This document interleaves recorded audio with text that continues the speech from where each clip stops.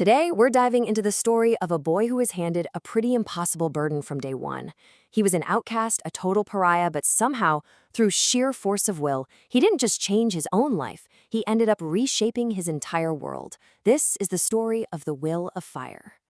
Okay, so picture this. Our story kicks off with a total tragedy. A village is engulfed in flames, absolutely terrorized by this force of nature, a massive nine-tailed demon fox. In one final desperate move to save everyone, the village leader seals this monster away, inside his own newborn son. And yeah, that child's name was Naruto Uzumaki. That one single act, which was meant to save the entire village, ended up defining his whole existence, and it set him on this lonely, isolated path that he never ever asked for. So how does a kid even begin to cope with being hated for something he doesn't even understand? This first part of his story, it's all about how Naruto responded to a childhood spent completely in the shadows. I mean, he was completely despised, feared, and shunned by the very same people his parents died to protect. So what did you do? He acted out. But you gotta understand, the pranks, the yelling, the defiance, it wasn't just some kid being a brat. It was a desperate cry for help from a lonely little boy just begging for someone, anyone, to see him instead of the monster they all imagined. And right out of that desperation, a dream was born. A totally audacious, seemingly impossible dream. Becoming Hokage, the leader of the village. That was the ultimate way to be seen. If he could pull that off, they'd have to acknowledge him. They'd have to respect him. This wasn't just ambition, not even close. It was his survival strategy. But a dream that big is impossible to achieve on your own. Naruto's journey really kicks into gear when the outcast finally finds a team and he starts forging the first real connections of his entire life. And at the very heart of this new team is the most important relationship of his life. His rival and kind of brother, Sasuke Uchiha. They're basically perfect foils for each other. You've got Naruto, the outsider, who fights for acknowledgement from everyone else. And then there's Sasuke, the avenger, who only seeks power for himself. Naruto protects his bonds no matter what, while Sasuke is totally willing to cut those same ties to get what he wants. They were just two sides of the same lonely coin. And that unwavering loyalty gets put to the ultimate test when Sasuke chooses a path of darkness, and Naruto just flat out refuses to let him go. And you have to understand, that quote, that isn't a threat. It's a promise. It's a promise that he values their bonds so much, he is willing to go through any amount of pain to bring his friend back home.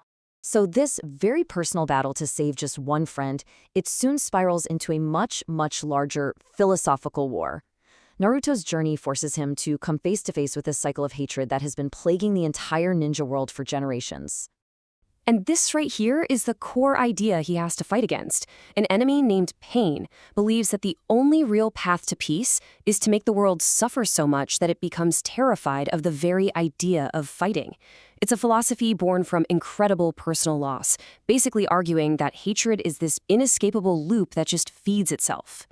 So, how in the world do you fight an idea? Well, not with a bigger punch. You fight it with radical empathy. Naruto's whole approach can be broken down into 3 steps. First, he actually listens, trying to truly understand his enemy's pain. Second, he takes in all their hatred without letting it destroy him. And then, finally, he does the impossible. He offers forgiveness instead of revenge. He chooses to break the cycle himself. And this is the turning point. This is no longer the lonely kid just trying to get attention. This is a young man with a crystal clear mission who's willing to shoulder the world's hatred and swear to find a better way. He decides he's going to be the answer. And boy, does he get his chance to prove it. Naruto's resolve is thrown into the ultimate test when the entire world is plunged into war, and he's forced to become the beacon of hope he always dreamed he could be.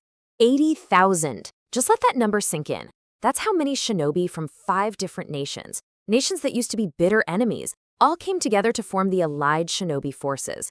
We're talking about a scale of cooperation that it was unthinkable before this. And Naruto was standing right at the center of it all. Just think about that for a second.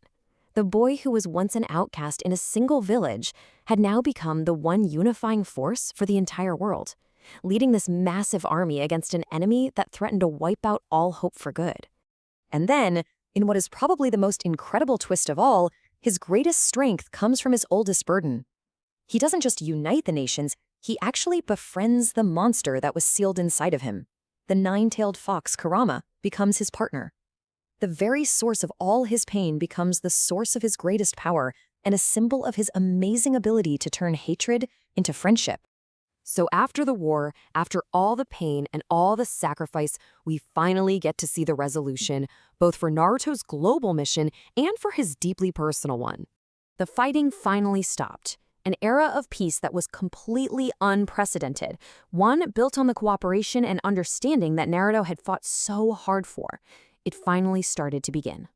But for Naruto, the battle that mattered most was also won. After one final, brutal fight, he finally got through to Sasuke. His stubborn, absolute refusal to give up on their bond, it brought his friend back from the darkness at last. And here it is, the dream, fully realized. Naruto, now the Hokage, looking back on his journey.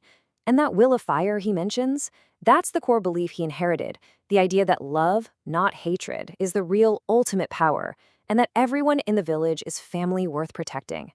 He became the very thing he needed most when he was a kid, a leader who sees and acknowledges everyone. When you boil it all down, this huge, epic saga really comes down to a single, very human question. Naruto's answer was to go to the ends of the earth and back again, no matter what it cost him. And it kind of leaves all of us wondering, how far would you go?